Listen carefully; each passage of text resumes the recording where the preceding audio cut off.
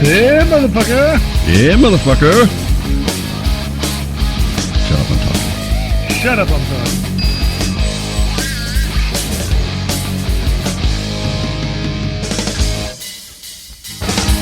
Hey now. Hey. Why is that funny? I don't know, it's lip smacking good. What are you eating? I'm having my dinner.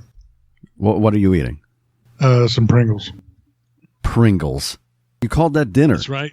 Scorching cheddar. And it's not that hot. I don't know why they say scorching.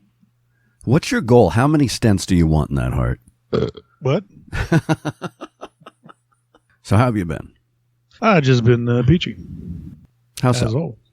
Well, I got a raise. A small Hey. raise. Yeah. A small raise? Yeah, 25 cents. That's better than I'm going to get. I know, and I thought, well, all right, it's better than nothing because I'm quitting this job anyway. I literally do nothing, and even it's getting to be too much. I can't stand it. And I know how bad that sounds, but I don't care at this point. Well, I was greatly offended this afternoon when you put me on hold for an extended period of time for a customer. Yeah, I know. I didn't have a choice. Dick move. This guy, and he took a couple of minutes because he was very angry. Oh, nice. Well, he says, he comes in, he goes, I have a storage lot here. And I went, okay, what's your base number? What is it? So he gives me a number and it comes up, it says it's vacant. And I'm like, well, so I go to the former customer tab, right? Look up his name. There he is. I said, well, did you move out in July? He says, here, you moved out like July 17th. And he goes, no, I never moved out. And I said, well, this is what it says. And 2 people have rented that spot, come and gone after you, and it's empty right now.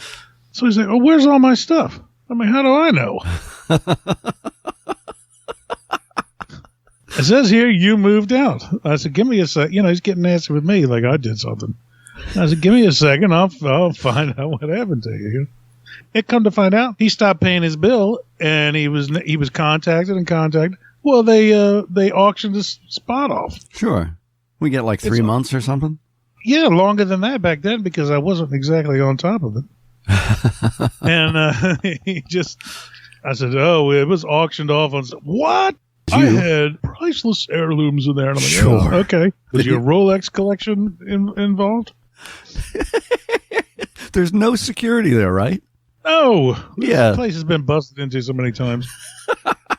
He gets mad. He's like, I had never signed out and I didn't. And I said, listen, here it is where they sent you certified mail. They sent you phone calls, emails. You never responded, didn't pay. You got auctioned off. Well, you're going to hear from my attorney. And I'm like, okay. What do we do? And that makes it even worse because you didn't have to put me on hold. I could have listened to that. I thought of it afterwards, but, I couldn't stop. I said, oh, wait, I was going to go, hold on. Somebody needs to hear this. Yeah. Make sure you mute me. Yeah. So nobody can hear you laugh right in the guy's face. Right. But he goes like, oh, I'm going to call your, who's your boss? And I went, I told him who my boss was. Well, I need you to give me his number. And I said, I'm not allowed to give you his number. I'll take your number and I'll have him call you. When's he going to do that? And I said, I don't know. When he does it. Not his fucking babysitter. I don't handle his, what am I, his secretary? He's getting on my nerves at that point. I was like, listen, man, keep it friendly or you're going to lose twice. I get, I can't say what we do at work, but it's in the financial realm. And we'll get these calls from people and they go, well, I received something and this isn't for me. And I think this is a scam. And I'm like, okay. Yeah. Okay. You can call the cops if you want. What would you like me to do, sir? And so I thought, on my last day there, I get one of these calls and they go, I think this is a scam. I'm going to pull the phone away from my mouth and go, they're on to us, and then hang up. When I had that telemarketing job in Hollywood, when somebody would start saying this, the guy next to me, he would just go, okay, can you hold on a second? And then you can always hear him say, well, what for? And he goes, because I want to pull my pants up.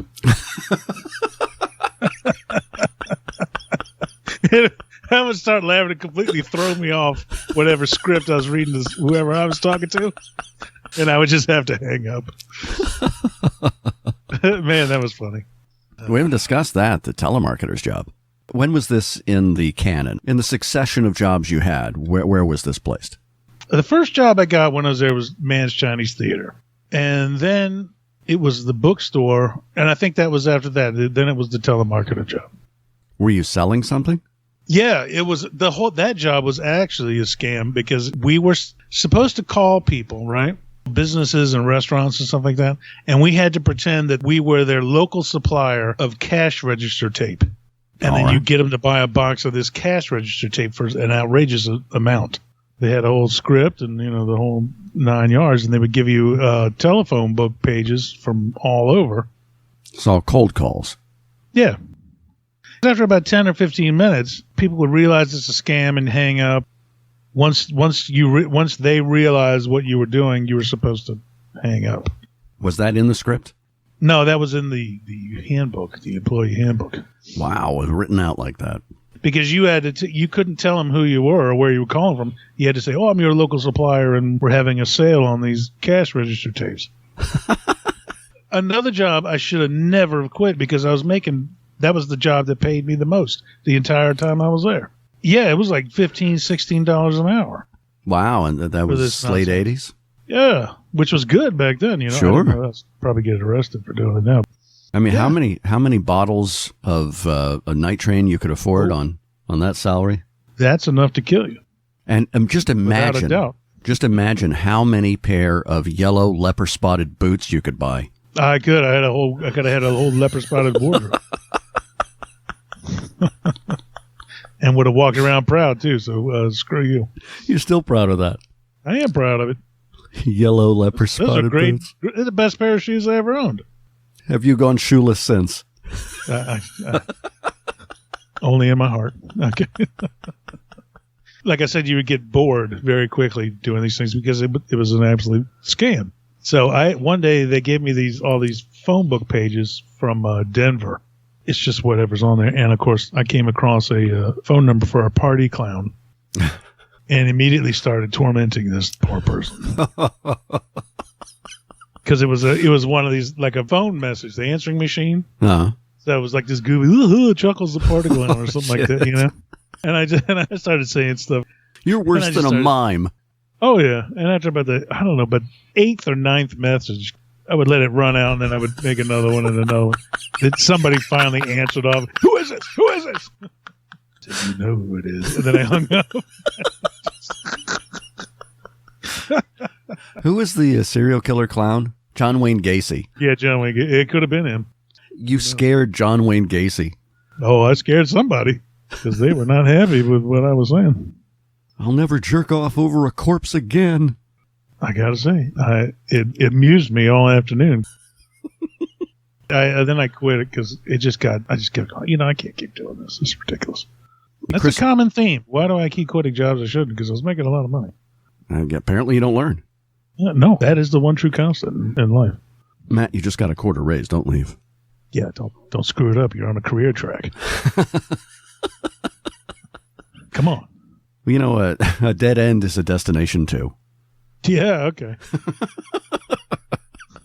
There you go. I could put that on my fucking tombstone.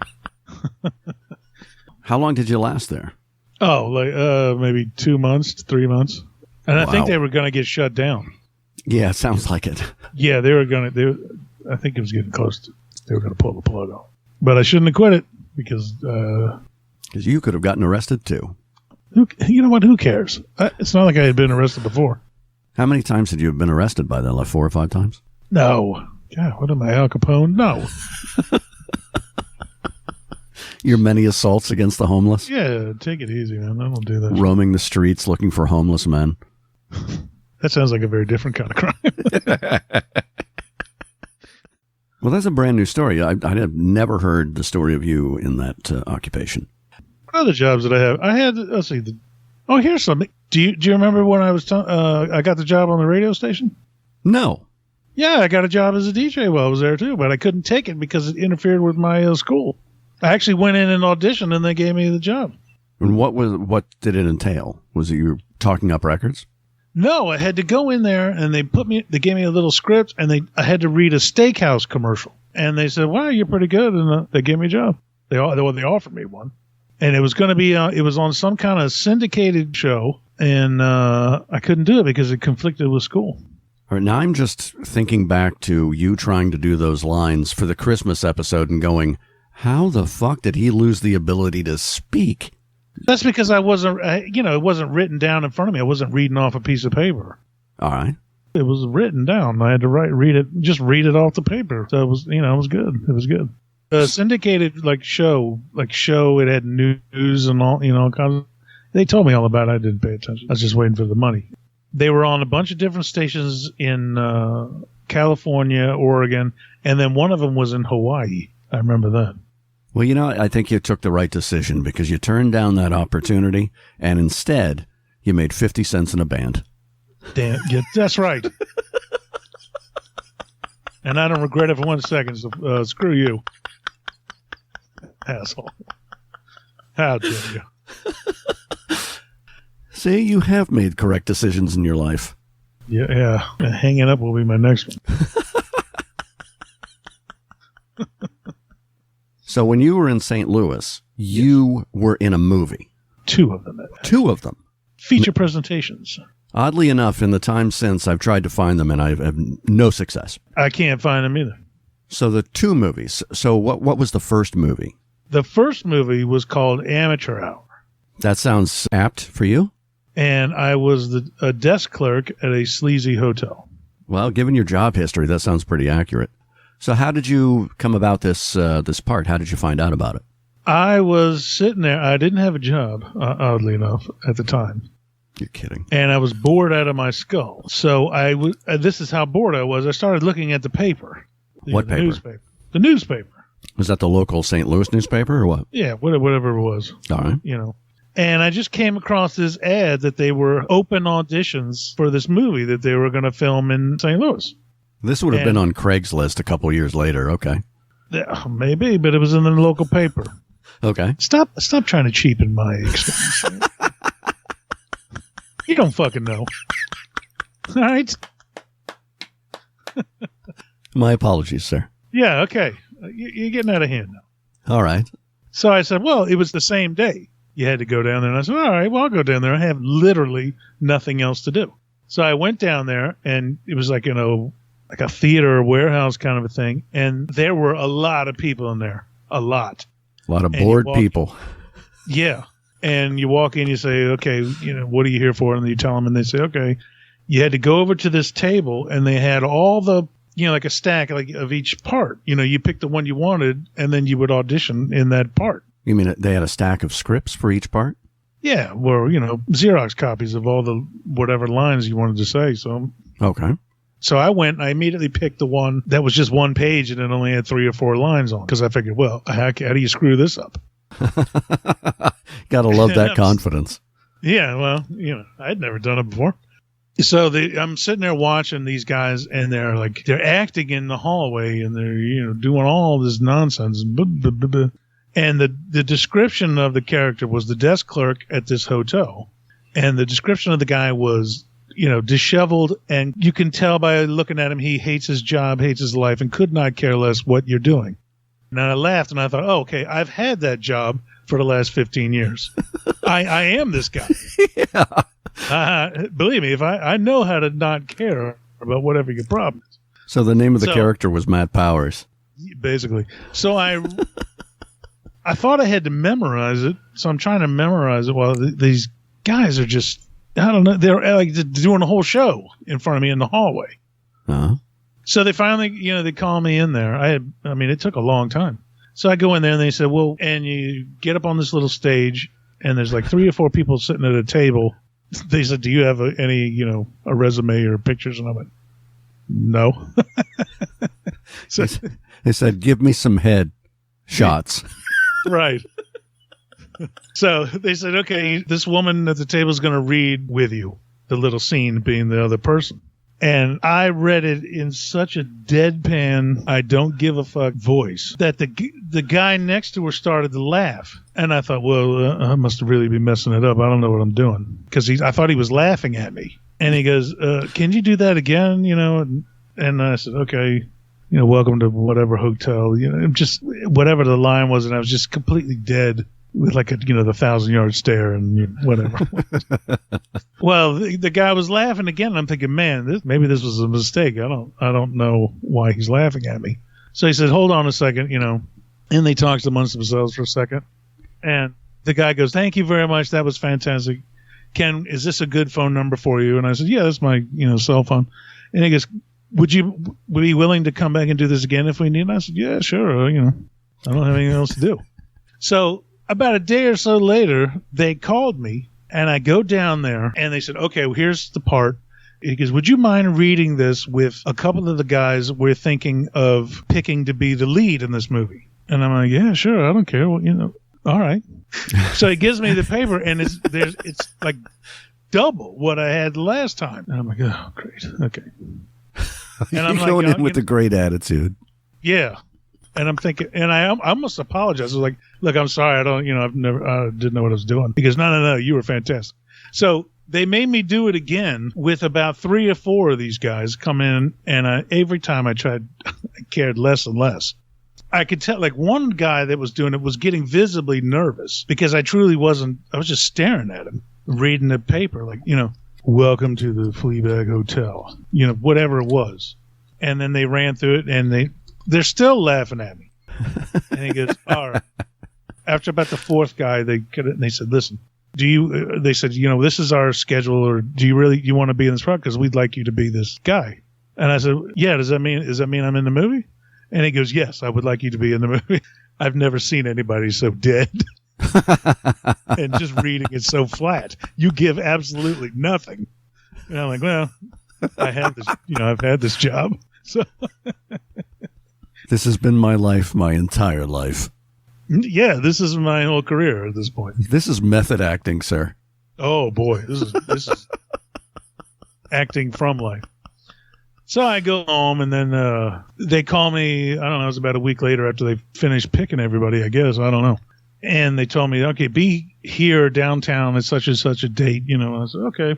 The day comes, I go down there, and it's some old hotel that had been closed. I guess it looked like it was shut down. Sexy. I know. So I go in there, and it looked like a sleazy, crappy hotel. And they said, let's get you into, costume or whatever it was. It was a maid's outfit. And basically, I was dressed as the Gimp. Wake up the Gimp. So I go over to this, and I'm like, wow, this is a whole big production. They got lights and shit everywhere, and whole big table of food, and people running all over the place. You fucking rube. Yeah, I'm like, it's wow. It's a big production. They got lights and food. Oh, yeah, I'm expecting a guy with a camcorder. I don't know. This is like a legit deal. So I go over to this chair, and this girl's put makeup on me, and I had to tie my hair back, and they put a little hat on me. And give you an organ to grind. Yeah, basically. And the guy comes over and he goes, listen, would you mind smoking a cigar during the scene? And I went, yeah, I guess. I don't care. And he's like, well, you don't have to inhale it or anything. You have to have it lit in your hand so it looks like you've been smoking a cigar while this guy comes up here. And I'm like, yeah, sure. And he goes, okay. And one more thing. We got about 20 minutes before we're ready for you. But I hope you don't mind, but I expanded your part. So when I first got it, it was about maybe 2 or 3 lines.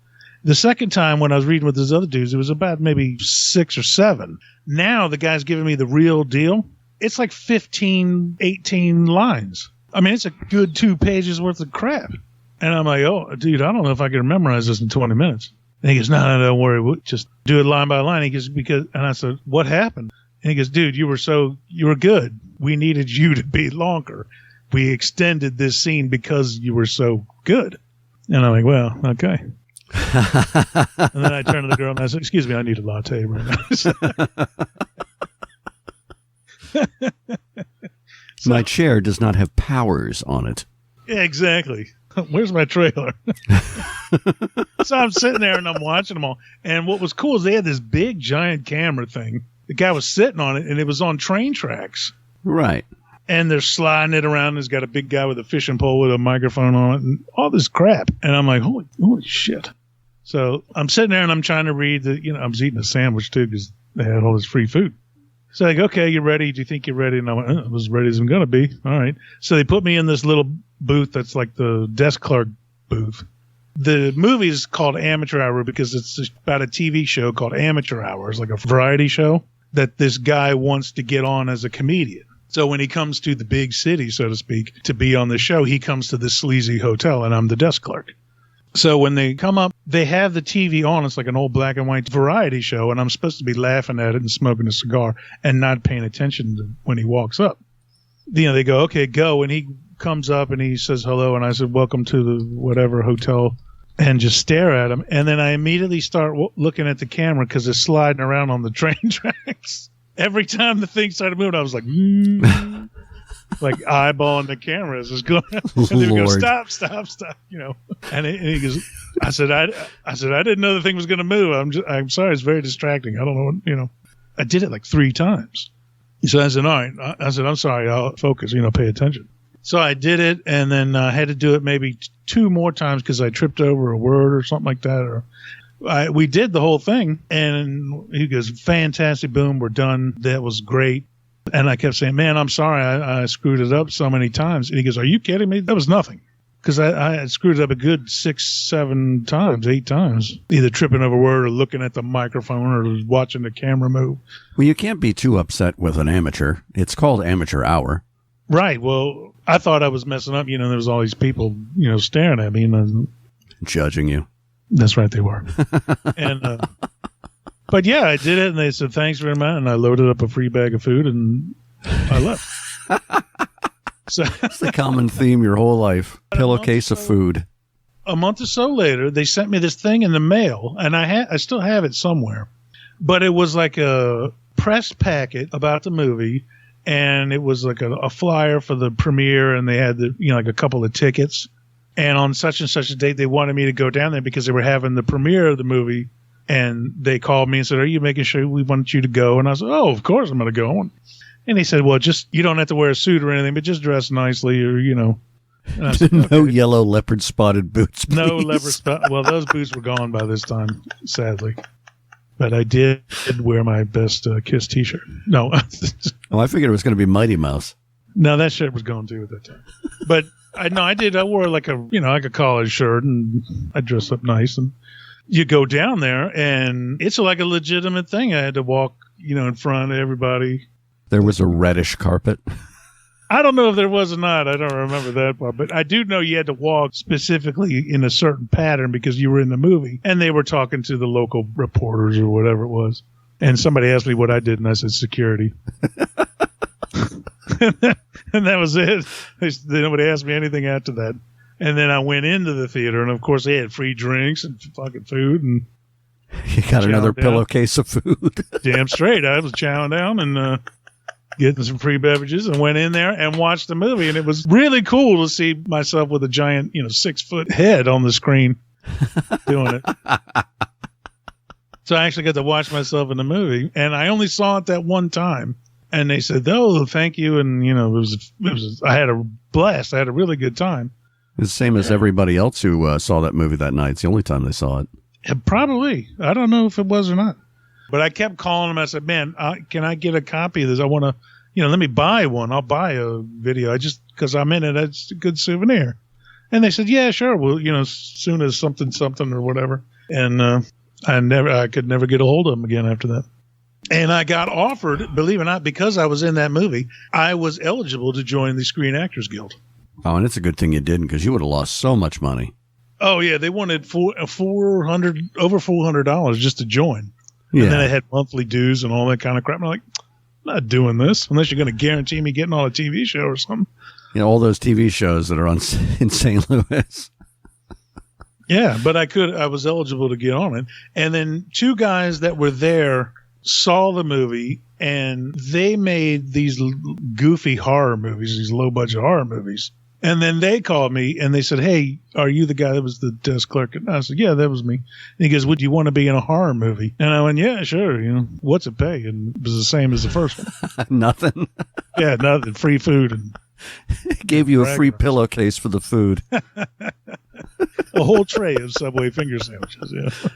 I went down to their offices and I met these people, and they said, "Yeah, we saw the amateur hour movie and you were really good in it." And I'm like, "Really?" I was talking 5 minutes, but okay. And they said, "Well, you ever been in a horror movie?" And I said, "No."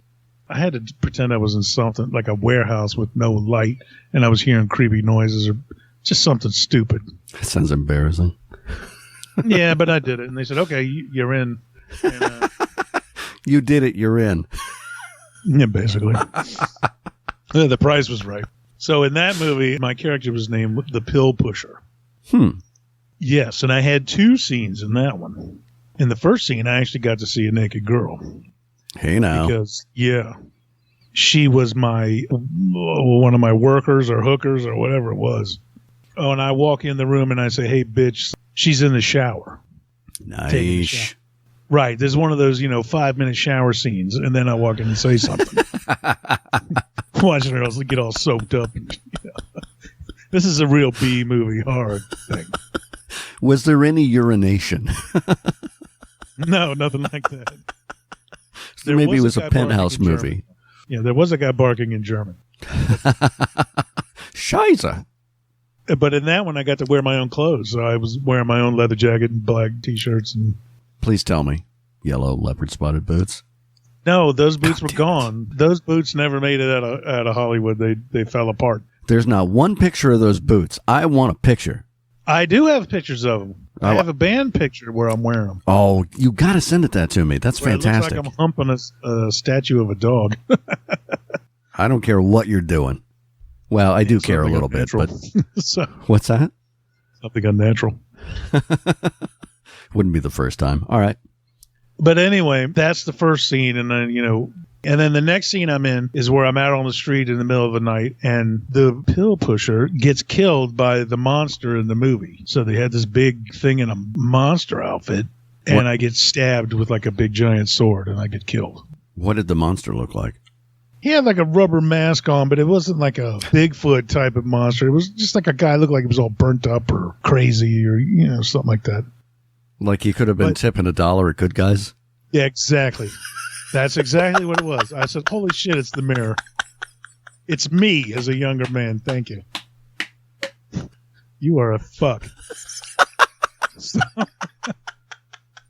But the guy in the monster suit had to stand on a box or a little platform because I was taller than he was. And it didn't look right because I can't be bigger than the monster. Sure. Otherwise, why is he killing me? It should be the other way around. But that time they had the cameras on the train tracks and all that shit. But it didn't bother me this time because I knew what to expect.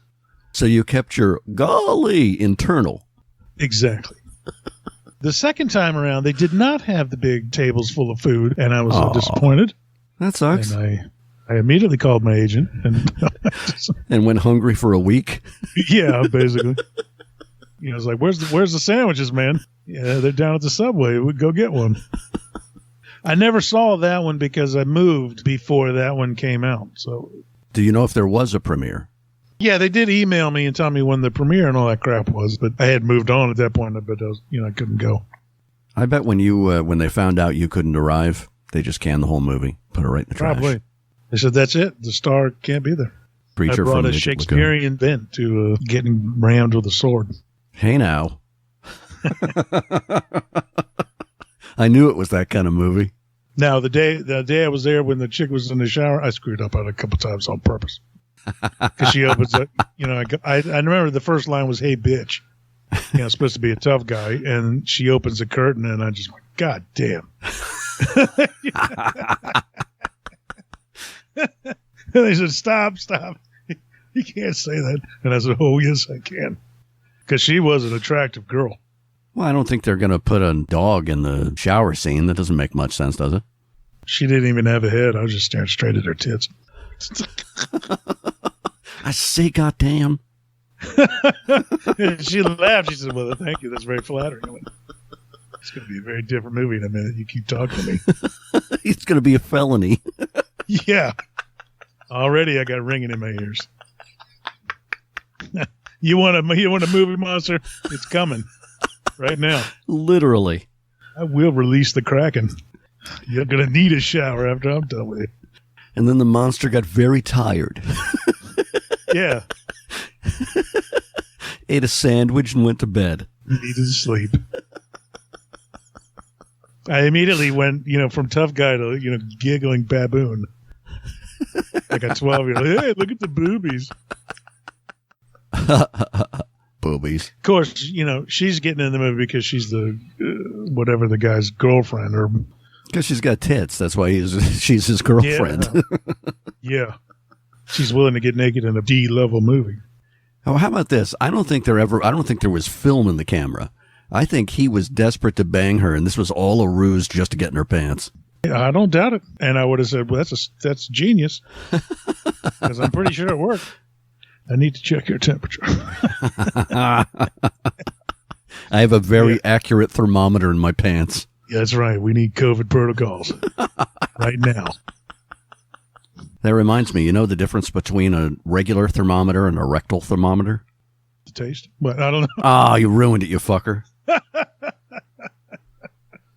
No, the flavor. Yeah, the flavor.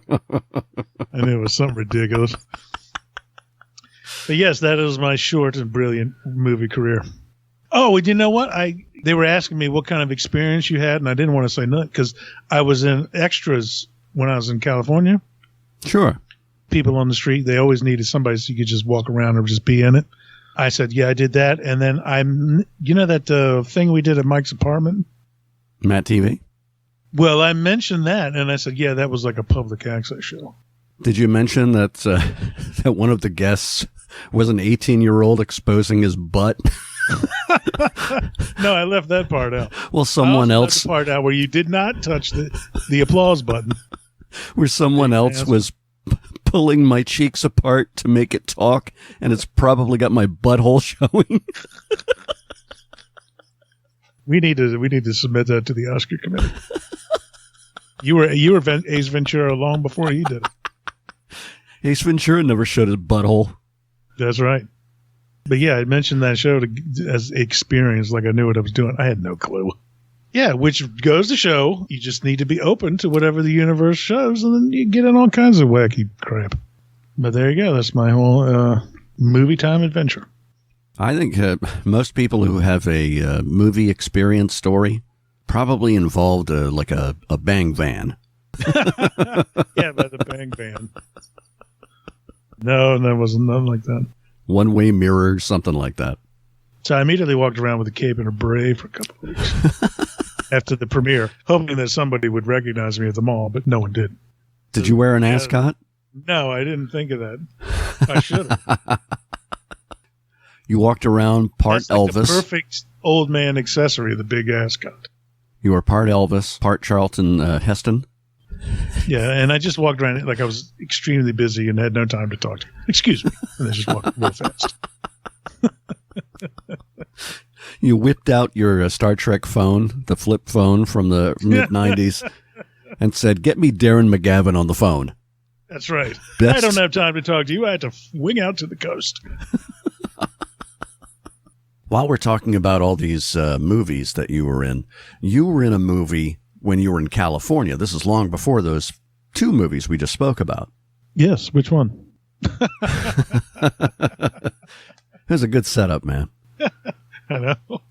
And I love to fuck it up. You were in the Adventures of Go Fuck Yourself, Matt. No, I was in one of your favorite movies, The Adventures of Ford Fairlane, the Dice Clay movie. Now, although at the time I didn't know it was a Dice Clay movie. I thought it was a Tone Low video. I wouldn't say it's one of my favorite movies. I'll say this. When it came out, I loved it. And I'll say this. I have not seen it in 20 years, so it might be a fucking dog, and I just don't realize it. Oh, I enjoyed it. I loved it at the time. I'm just giving myself an out. But, it's another one of those things where you're walking along the street. And I asked a guy, and he says, "Yo, we're making a movie. You want to be in it? Because we need extra people." And I went, "Yeah, sure." And he told me, "Well, you got to get rid of the big gulp." And you threw away $1. Once again, I bebopping along, and I had $1. Yes, I had $1, and I got a drink. What a surprise. It's such a shock. Yes. I know exactly where it was. It was right there on Sunset on the Mall of America, which is not a mall at all. It's like little office buildings. It's a horrible name. I finished my drink and I went in there and they're playing this Tone Loc song. The guy from The Warriors, the movie The Warriors. I don't know what his name is. It's in the. I don't know if you remember the scene where these girls throw him off the balcony, and he lands on this boombox, and then I'm in the crowd of all these kids. They like reach in to beat him up. Isn't that the beginning where the skeevy guy and he's obsessed with the girl band? Yeah, it's a girl band, and they throw him off the balcony because Fort Fairlane has an office in this little complex, and you reach in like you're going to beat him up, and I think I got cut out, or you can see like maybe a piece of one arm. That's what it is. I remember it now. Yes, you can see it. I remember you saying this. You can see my arm. And then I was shocked because when the movie came out, I was like, hey, I was there. I was in this. And, of course, I'm like the only white arm in it. Because I was telling everybody, I said, hey, because I thought it was a video, a Tone Loc video, because they kept playing the song, you know. And I said, hey, I'm going to be in a music video, Tone Loc video. But it was Fort Fairlane. So there you go. I was in The Doors, the movie The Doors. I was one person in like a crowd of like 2,000 people or whatever it was. Did you make it into the movie?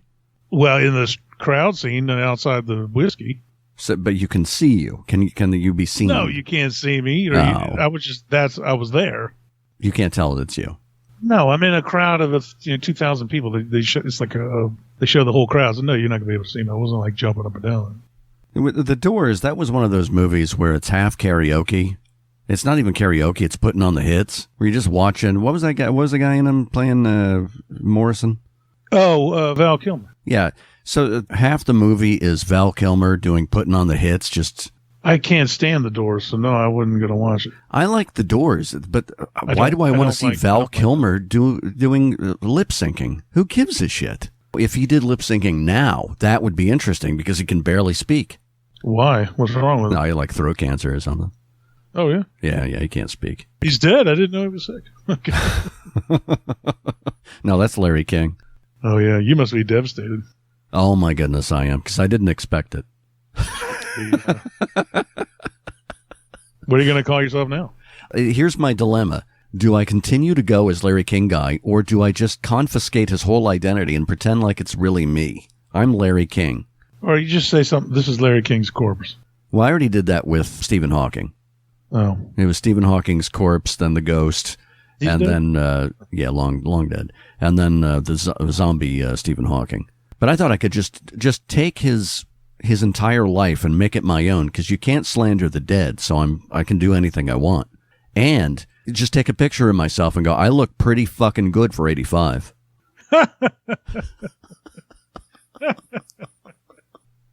I had all these tweets I put out on the morning that Larry King died. You won't get any of them. You won't get, because you didn't listen to buffoonery because you're an asshole. No, you didn't make. Would you make another one? No. Why would I make a second one and give it to you? Exactly. You didn't listen to the first one. Because I wasn't in it. You were. You know what? I'm not going over this again. Because you have no argument. I am still so offended by that. If I had put you at the beginning of and here's Matt, dead silence, waiting for you, and then you say what you say, you'd still be upset because you didn't appear in the entire hour-long episode for which you recorded 10 seconds. That's right. Should have been edited. There you go. Feel silly now, don't you? I feel slighted and extremely hurt. Here's something. If you want to feel old, and I know you do, do yourself a favor. And I know you do. Go to your internet search engine and do a search for how many days since, and then put your date of birth. Here, what's your date of birth? June 26th. Uh-huh. It's 19 something, right? It's not 1856. No, 17. Yeah, I'm not yeah, go ahead. 60 what? 8. What? 68? 66? Really? Oh. Oh, how old are you? What year? Every year. Oh, you fuck. What year were you born, you bitch? 67. Wow. God damn. 1967. It was a good year. Can't believe how much older you are than me. All right, so just take a guess how many days old you are. Emphasis on old. 42,374. Come on, that's dumb. And a half. That's dumb. Why is that dumb? Larry King was 31,841 days old.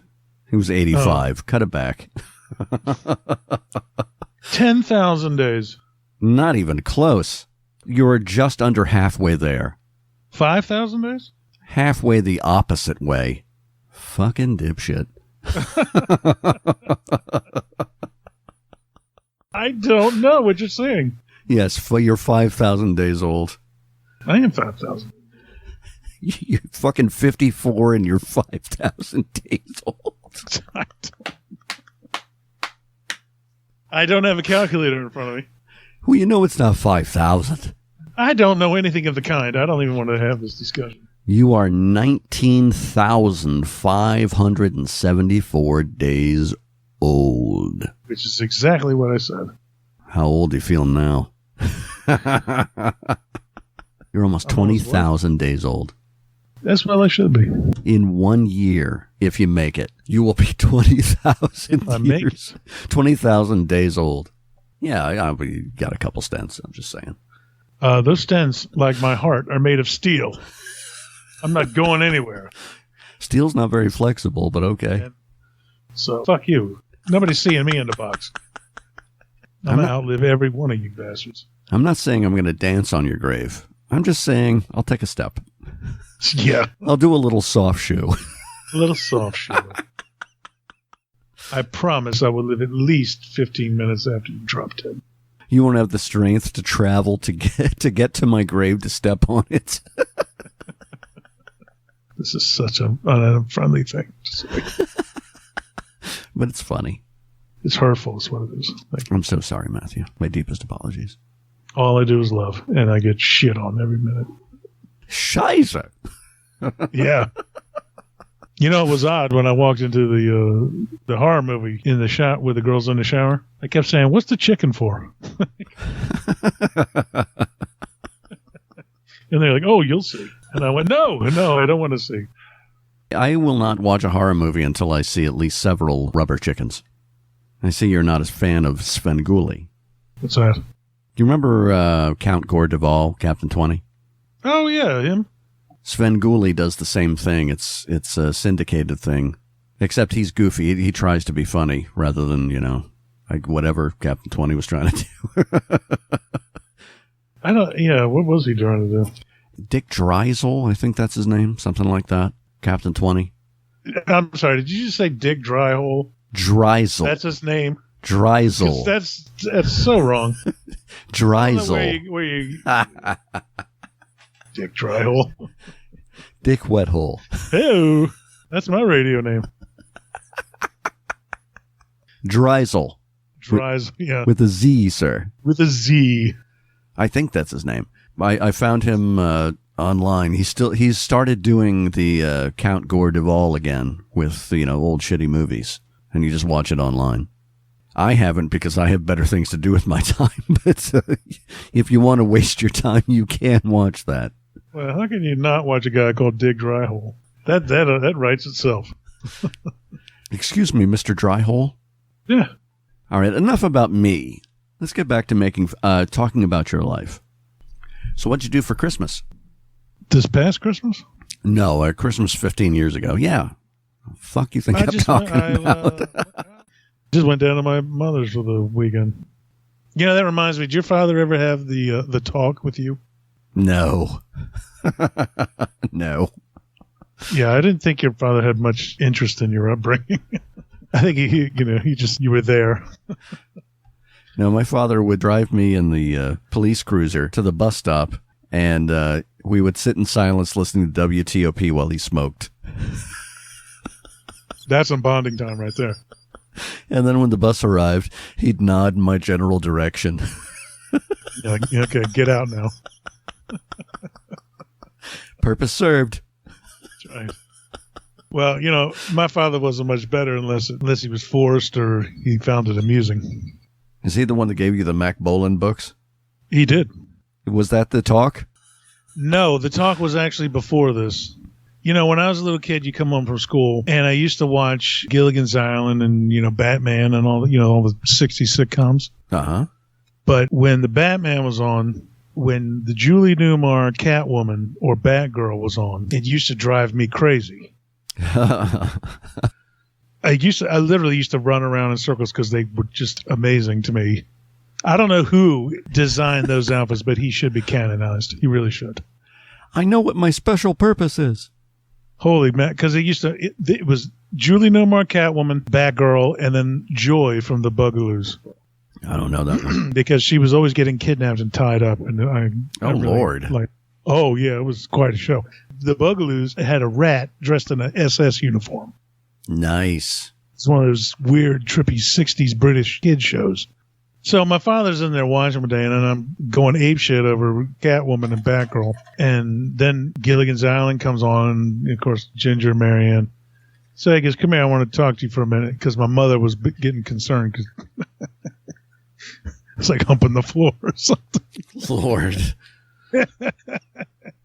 So he's chipping the paint on the floor. I can't tell you how many floorboards he'd ruined. So he threw my brother and sister out. He told them to go outside.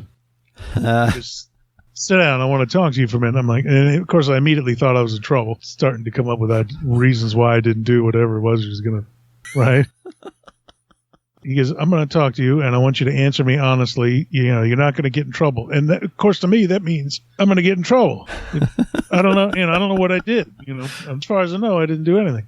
And he goes, do you like girls? Right? That's what he did. He goes, you like girls? And I went, yeah. And he goes, I see you like that Catwoman. And I went, yeah. And he goes, good, because I ain't raising no fagula. Oh, my God. Right? And I went, what's that? And he goes, you don't worry about that. I'll ask the questions. Right? So TV was still on. He goes, I have a question for you, and I want you to answer honestly. And I went, okay. So he points at the TV, and he goes, Ginger or Marianne? And I looked at it, and I went, Marianne. And he goes, okay, can you explain why? I said, really? You want me to tell you my honest thing? And he goes, yeah, tell me what you think. And I said, listen, both Marianne and Ginger are really good looking, so it's not like you're going to lose either way. And that Ginger, she looks like she's a good time. She looks like she's up for anything. And my father he starts nodding and says, yeah, okay, I'm tracking with you. And I said, she looks like she's up for anything. And I said, Marianne looks like she'd be up for anything, but you'd have to talk her into it. And that makes it way dirtier. He puts his hand on my shoulder, and he goes, son, I have never been more proud of you than I am at this moment. Now get out. I want to take a nap. Were you 50 at this point? How old were you? I don't know. Elementary school. I don't believe a word of this story. Not one. Not one word of that story is true. Talk like a man in my house. In a prepubescent Matt said, but you'll have to talk her into it. Yeah. I'm sure that happened. You'd have to convince her. You fucking bullshit. It's bullshit. No, the real talk, because this was after, of course, I was reading all those Mac Bolan books.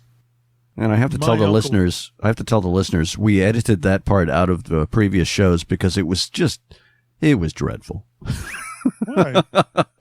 It was sad. It was a form of abuse.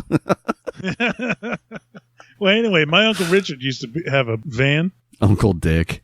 Yeah. He was a painter, and he had all these real hardcore porno mags. He had a rape van. And I found him and was like looking at him one day and got caught. So literally, my father brings me into the room. He hands me this little book, and he goes, I want you to read this. And if you have any questions, wake me up. Shit. Yeah. And he literally laid down and went to sleep. It's so important he had to nap. Right. And it's this little pamphlet, and it was like a doctor talks to 10-year-olds or 8-year-olds or whatever it was. And it was all about sex. And I'm reading this, and I'm thinking, well, I already know this. I saw it in the porno mag because they had diagrams. I'm like, oh, yeah. This is the part where she's screaming in German. And it's just... I mean, my uncle had nasty magazines like King Cunt and just hardcore magazines that I was looking at. I do have one question, Daddy. Why in this pamphlet did it not mention Shiza? Yeah. I don't see Catwoman in here. It was ridiculous. And I said, well, I already know all this. I've seen it. So and then I'm thinking, well, now what am I going to do? Because if I leave, he's going to get mad.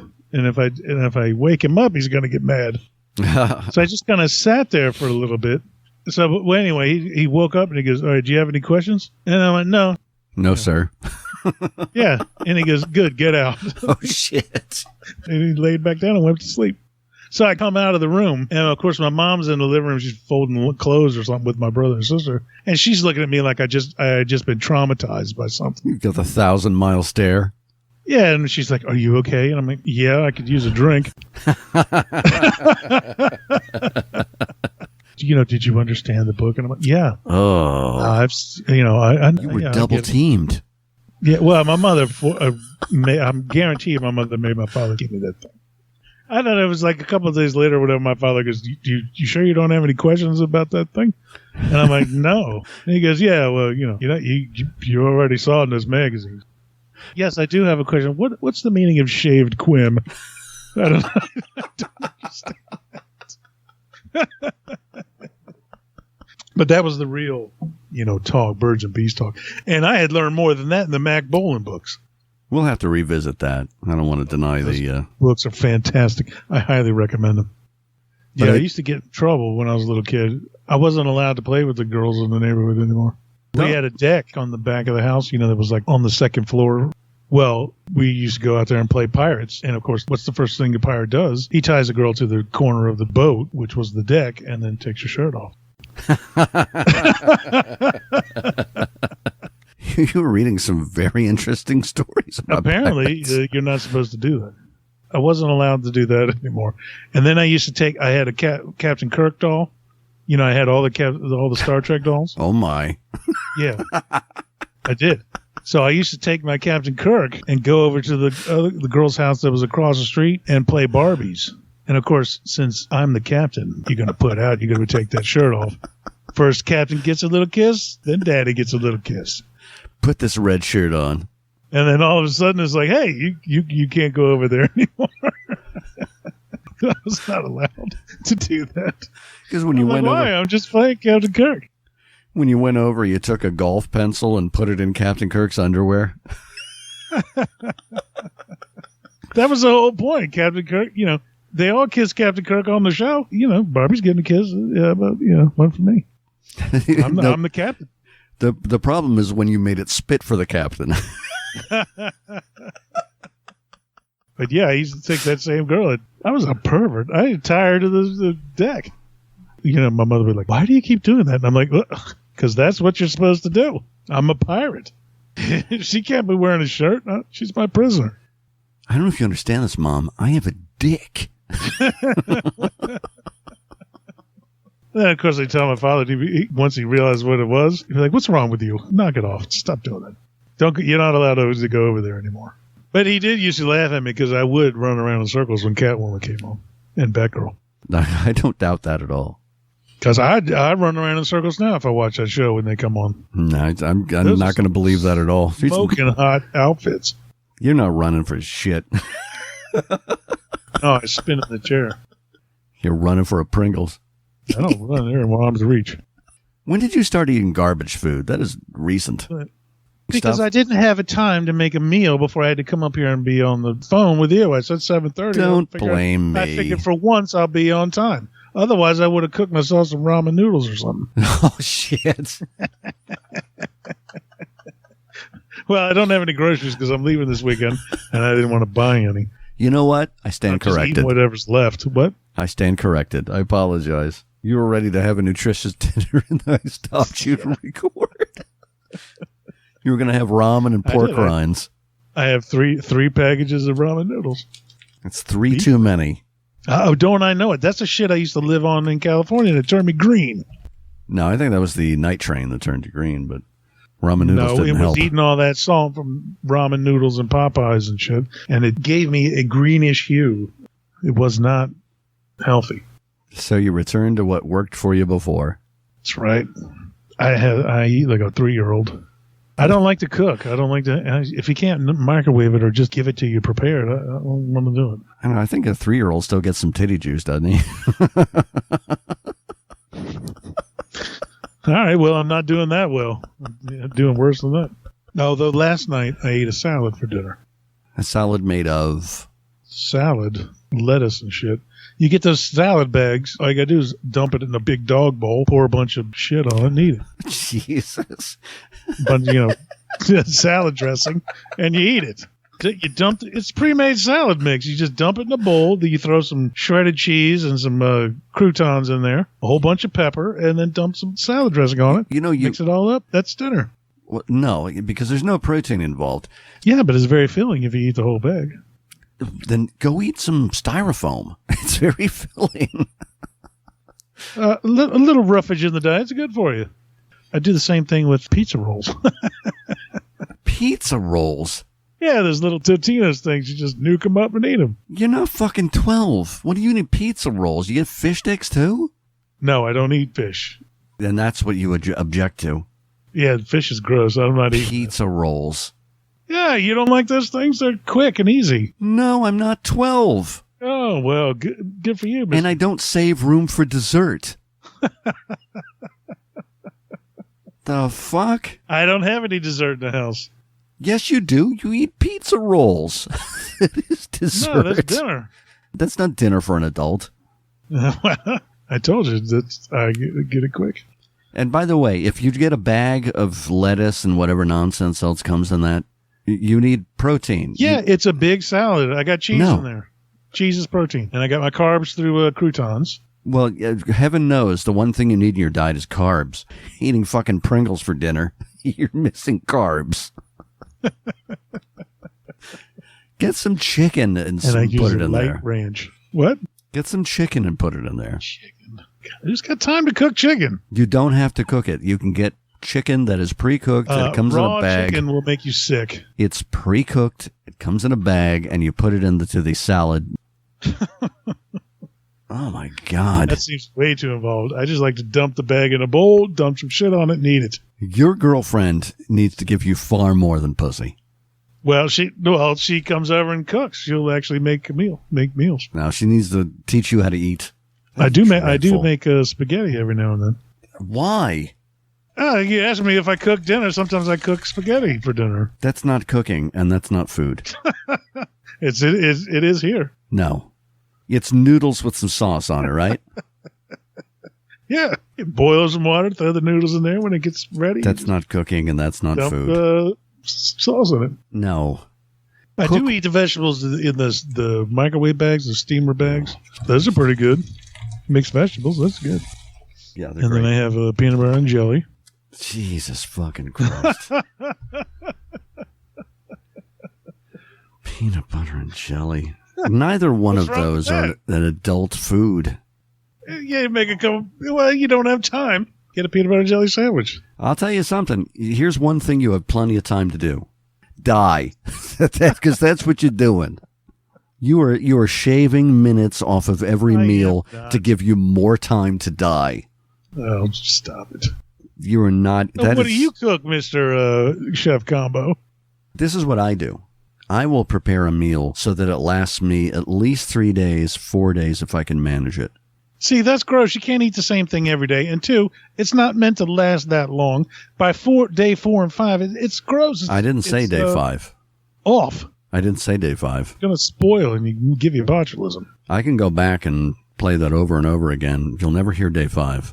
I said day 3 and maybe day 4. Yeah, that's too long. I don't like leftovers. I don't like leftovers. I eat it there. How could you have a leftover? You're eating Pringles. Exactly. I don't have leftovers. You don't have firstovers. You're not eating food. Look, I was just snacking on the chips while we're on the thing, and then I'll go down and make my... Oh, bullshit. Noodles. Bullshit. You'll make You're going to make noodles. I'm going to boil some salt. Jesus Christ. Here's the next episode of Shut Up, I'm Talking. Here's Matt's suicide note. It's his diet. Fuck. You make it sound so bad. It's not. Yeah. Said the I walking eat healthy corpse. when I go to like restaurants and stuff. Please tell me how you eat healthy. Well, it depends on where you go. Oh, okay. Now we've qualified that you're eating healthy. Okay. Mm-hmm. So the portion of the time that you eat out, that you're eating healthy, how do you eat healthy? Well, if I go to a Mexican restaurant, I have fajitas. That's all beef and grilled onions and peppers and shit. Well, you have destroyed my argument. So I eat beef there. I eat steak. I like steak. I have a George Foreman grill. I will grill a steak. So these fajitas you get from these restaurants. Because they've gotten so expensive. I don't know why. It's like we ran out of cows. What the fuck is that? So these fajitas you get from these restaurants that are healthy, is this D or F grade meat? This is grade A. Sure. I bet. I eat instant oatmeal for breakfast in the morning. It has a bear on the box. I don't know what it's called. All right. But it's sugar-free, instant, oatmeal. You just pour some milk in it and heat it up, and it becomes like this, kind of like a concrete sludge. That sounds appetizing. Yeah. I put the rest of it up my ass. Yeah, basically. I got to spackle the front porch with it. You could just take one day, you get some chicken breasts, and It already sounds too involved. You put the oven on 350. No, I use the George Foreman. And if you put chicken breasts on the George Foreman, they dry out. It's not good. Then don't use the George Foreman. I eat chicken when I go to the Buffalo Wild Wings. So you put the oven on 350. I like hot wings. You put the chicken breast in. You cook it for 25 minutes. Yeah. And then you slather that bitch with hot sauce. Then when it's done, you can have 3 days worth of protein. And then all you have to do is just steam some vegetables nightly. 20 minutes. You want to add some rice to it? Bags like the vegetables. It takes 5 minutes. Okay. Go for it. Anything it takes for you to eat something healthy, go for it. As long as it's not lard. Yes, I snack on Crisco. No, I like hot sauce. I put hot sauce on a lot of stuff. Because I do sriracha. Yeah, I like the sriracha. That's pretty good. I like El Tapatio or Cholula hot sauces. The only problem with the hot sauces is that they are high in sugar. Not the ones I get. Well, if you get sriracha, it's high in sugar. Oh. I got this one. It's called The Bomb. The Bomb. That'll make your eyes bleed. It burns. I'm not sure what the benefit is there, but okay. I don't know. I don't use that one often. When I want that experience, I just have somebody kick me straight in the balls. Yeah, because that one burns. Just smelling it makes your nose run. And then I say thank you. My point being, you can just cook a chicken breast or chicken breasts and it'll last you 3 or 4 days. And then all you need are the sides. And you can have the sides that are healthy and it's filling and it's good for you. And it's not Pringles for dinner. I didn't say this was my dinner. I just said this is what I was snacking on. I don't want you to die, Matt. I'm not going to die. I'm eating very well. Of course you are. I don't want you to die tomorrow. I don't have a long-term plan for my life. I'd like you to outlive me. I don't have anything to live for. I'd like you to outlive me. You have children. I like Firehouse subs. Those are good. Those are much better than Subway. Eat fresh. Be a pervert. That guy's still in prison, that Jared. Yeah, he's going to be there a while. I bet he's real popular. I bet he's really popular with guys who will fuck anything. Yeah. It's going to be his epitaph. He was really popular with guys who would fuck anything. His lasting claim to fame. All right, enough of that guy. And we're getting to the limit of how much time I'm going to pay attention to one recording. I'm struggling through a 4-hour recording we had from like 3 months ago. Yeah, how come there hasn't been any new shows? That's a good question. What are you worried about? This is why we've been on too long, because you start to get hostile. You get cranky. You get hangry, and then you turn on me. And you start being nasty. And then every time I get off this thing, and I think, why am I doing this? All he does is make fun of me and get nasty with me. You can tell how nasty I'm getting by how much I laugh. Yeah. Because you're just being a prick. And then I'm like, all right, I got to get out of this. I don't know if you know this, Matt. This has been the basis of our friendship I know. For nearly 30 years. Yeah. I still don't know why I answered the phone. I remember the first time you got upset at me for making fun of you in front of other people. Yeah, it was fucking rude. You said, hey, man, it's no big deal if it's just you and me, but in front of other people, don't do that shit. Yeah. You literally gave permission for me to make fun of you in front of you. I said, set in stone, no problem, man, until we do a podcast. Fucking trying to cockblock me. No, you did that to me. I never did that to you. Well, it's funny when I do it to you. No, it's not funny. Yeah, it was. Yeah, Larry King 90s dump a load every once in a while, too. Thank you very much. Remember that house party we had? There was like 400 people in my townhouse. It was the record release party. We had I had kegs and stuff out there. We rented the place and put on a show. And for some reason, somebody had the genius idea of making this band go on after us. And, of course, when we left, everybody left and nobody watched. The thing I remember from that is that there was pizza. And your father had recently had a heart attack. And he just took a big hunk of pizza and went, fuck it. Just like you with the can of Pringles. That's right. He doesn't fucking whine. He gets his shit done. We did get the kegs for the record release party, but we couldn't have them at the place we were playing at because we didn't get a liquor license. Right. And the people who ran it wouldn't let us do it. So I said, well, fuck it. Everybody come back to my house, which was a monumental mistake because there's like 400 people. Remember, they were all in the yard and they were everywhere. Which one? Is that the one when the cops showed up? Yeah, the cops showed up right. And I wouldn't come outside. I was like, no, I'm not going out there. You're going to arrest me. They wanted me to come outside and talk to them. I go, no, I know that trap. No, thank you. I'm in my home. I'm legal and I'm drinking and that's exactly the way it's going to stay. The only thing I really remember from that, I remember these details, but Eric, was he the guitarist? Yeah, the guitar player. So his girlfriend, I think he eventually got her pregnant, and that was why the band kind of went south. Oh no, that was Mark. Okay, it was Mark. Yeah, he got his girlfriend pregnant. So Mark and his then girlfriend. What? Ended his musical career. Well, more than one. So Mark. Yeah. So Mark and his girlfriend, I don't remember if it was just him or if it was multiple people. I know it wasn't me. Pissing in front of him. Like going into the bathroom and just like pissing in front of at least him. I think it was multiple people. You were pissing in front of him? She. She was pissing in front of you? No. Do you listen? I missed it. What? His girlfriend was pissing in front of you? Sure. Let's go with that. That's what I said. You're not even listening. I missed something. What are you talking about? Obviously, you missed everything except girlfriend, piss, and me. I can't speak any more clearly or simply.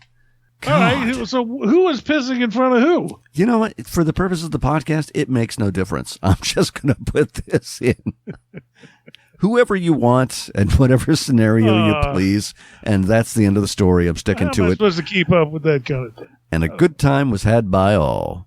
No, what did you say? Seriously, I didn't hear. I said it did not happen in front of me. I was not involved.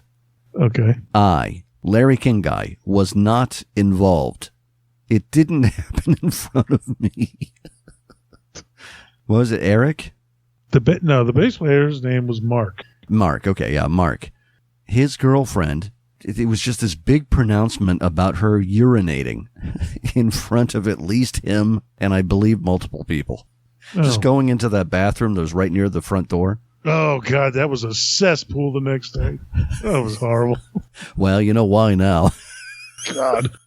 Because she put on a show. That's nasty. The mother of his child.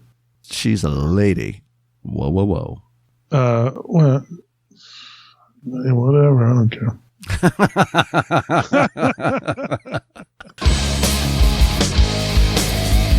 Shut Up, I'm Talking with Matt Powers and Larry King Guy. Available on YouTube, SoundCloud, and iHeartRadio.